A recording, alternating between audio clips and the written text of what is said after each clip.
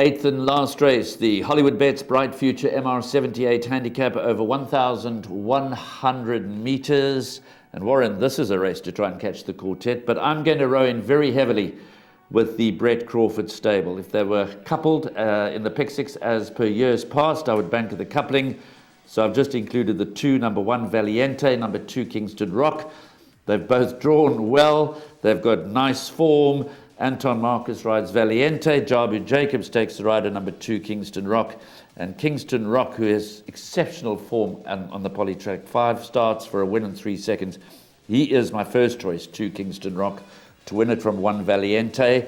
My third choice is 4 Lord Wiley, and 8 High Boy rounds off my quartet selections. But how do you see the race? I'm with you, firm with you in the first choice, Graham. I do like Kingston Rock, the son of Bold Silvana for Mrs. Cheryl, and Jabu Jacobs. Yeah, lots to like, positively drawn, and Jabu knows this horse very well, having ridden it for four times for a win in 2 seconds at a third. Solid form, and he's due his next win. He deserves his next win. So 2 Kingston Rock, like you, firm first choice. I'm big on him. 2 other runners that I'm going to be keeping a close eye on. 4 Lord Wiley, really won well last time, beating Mount Greylock, whom is rated as Mount Greylock. It was quite a competitive race, although it does state 3 runners for no winners out of that form line. So he could be anything, Lord Wiley, and I'm going to include him and respect him. And I just haven't made up my mind yet whether I'm going to include a horse here, but I was at Ashburton the other day with Cliffy Miller, and walked past me was this beautiful son of Fort Wood, over the page, horse number 12, Tim Cat.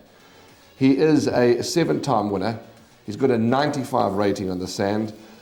He is returning from a rest, and no doubt would probably need it and probably want to touch further. But he's got presence. He's a good-looking horse. He can run.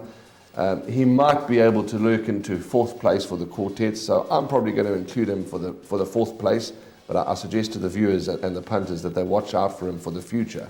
But to answer your question... It's a good point you make, if I can just interrupt you there. Yes. The fact that they've now, having relocated to KZN, given him his grass rating back, which is 72, but you correctly point out that his sand rating is 95. He races here over 72.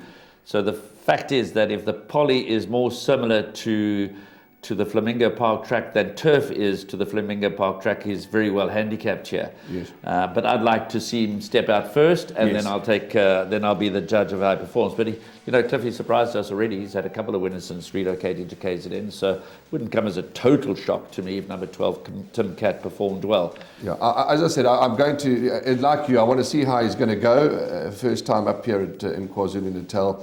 But he's a good-looking horse, and he's a nice horse. He can run. He's got guts. I've followed his career in Kimberley. But Kingston Rock for you and I think this consistent son of Bold Silvano will be hard to beat. And it is the last race where Graham thinks Brett Crawford can run 1-2.